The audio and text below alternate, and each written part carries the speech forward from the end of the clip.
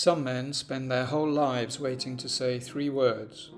3 words to the person they loved most in the world. Words that should have been easy to speak, but they weren't. And the years passed, and the silence grew thicker than any wall. Maybe you've known a man like that. Maybe you are one. Maybe there is someone you love right now, and the words are still buried deep inside, and you keep telling yourself you will say them tomorrow.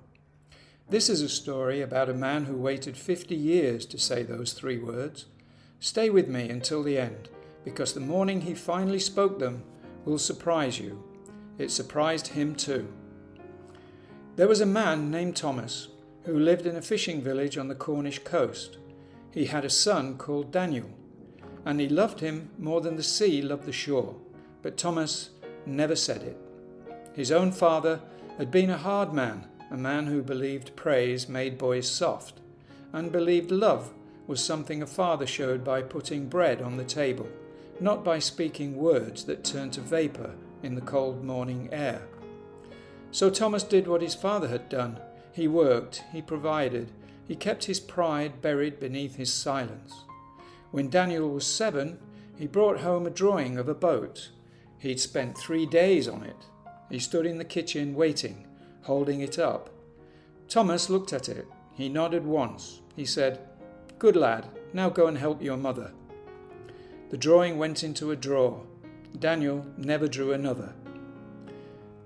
Daniel was 14 when he caught his first mackerel. He ran all the way home with it, salt in his hair, his eyes bright. Thomas was mending nets in the yard. "Look, Da, look what I caught." Thomas barely glanced up. "Aye, clean it before it spoils." Daniel cleaned it in silence. He never showed his catch to his father again. When Daniel was 22, he stood at the door with a suitcase. He had a job in Plymouth, a girl, a life waiting. Thomas wanted to say, "I'm proud of you. I've always been proud of you. The day you were born, I held you, and I thought, here is the best thing that ever happened to me." He said, "Mind how you go." Daniel sadly nodded. He left. The years passed the way years do in a fishing village, slow, then suddenly gone. Thomas grew old. One winter his wife died. Daniel came home for the funeral and stood next to his father at the grave, but they didn't speak. There was too much to say, and no words left that hadn't already gone bad with waiting. Daniel went back to Plymouth. He sent a card at Christmas. He didn't go home. One evening when he was 83 years, Thomas sat by the fire. The wind howled outside. He thought of his son. He thought of the drawing of the boat. He'd kept it. It was in the drawer where Daniel had first put it 50 years ago. He took it out. He stared at it for a long time. A child's drawing in pencil. The sail too big, the proportions all wrong, but love shining through in every line.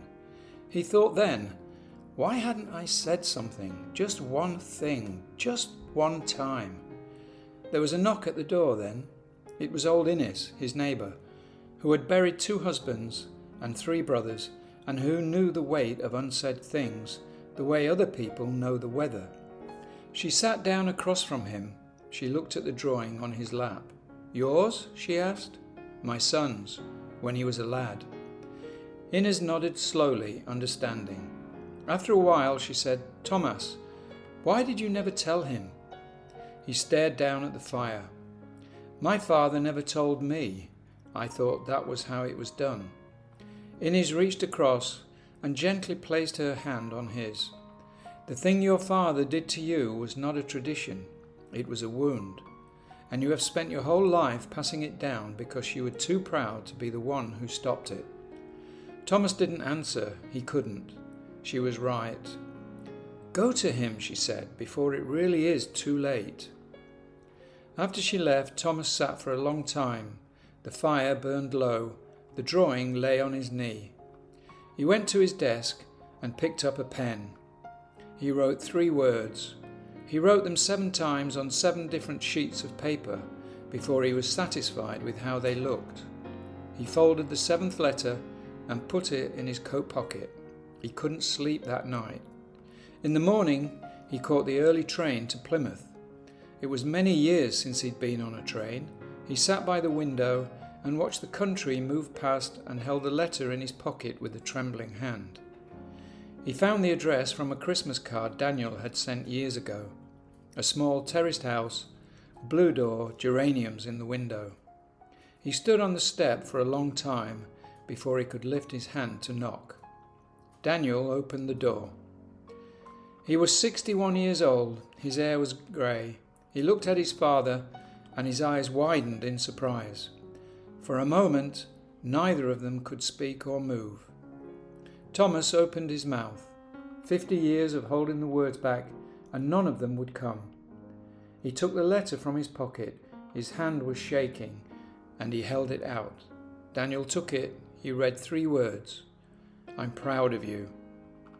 He looked up at his father, this old man on his doorstep in a coat that smelled of the sea, and his face broke the way ice breaks when the spring comes. "Da, aye, son." Daniel pulled him into the house, and they stood in the hallway, holding each other and weeping. 2 men who had waited 50 years for a moment that had been theirs all along. Thomas stayed 3 days. They walked along the harbour, eating fish and chips wrapped in newspaper. Daniel showed him photographs of grandchildren Thomas had never met, and Thomas held each one with both hands, like they were drawings of boats. On the last morning at the station, Daniel said, "Will you come again, Da?" And Thomas, who had spent 83 years keeping his pride lost behind words he couldn't say, said, "Aye, son, I will." The price of silence is not that the love goes unfelt, it's that the years go unshared. But sometimes, even at the very end, the door opens. Maybe there is someone in your life you have not spoken to for too long. Maybe there are words you have been carrying for years, to a father, a son, a brother, a friend, words you have rehearsed 100 times, but never said out loud. Maybe you've told yourself there will be time, that tomorrow will be the day. But tomorrow's run out, the wind changes and the train leaves. If this story means something to you, even a little, then it did what it came to do. Leave a comment below. Tell me, what is the one thing you wish you had said, or the one thing you wish someone had said to you? Subscribe to the channel because every story we tell here is about the courage to break a silence. And that courage, in the end, always belongs to you.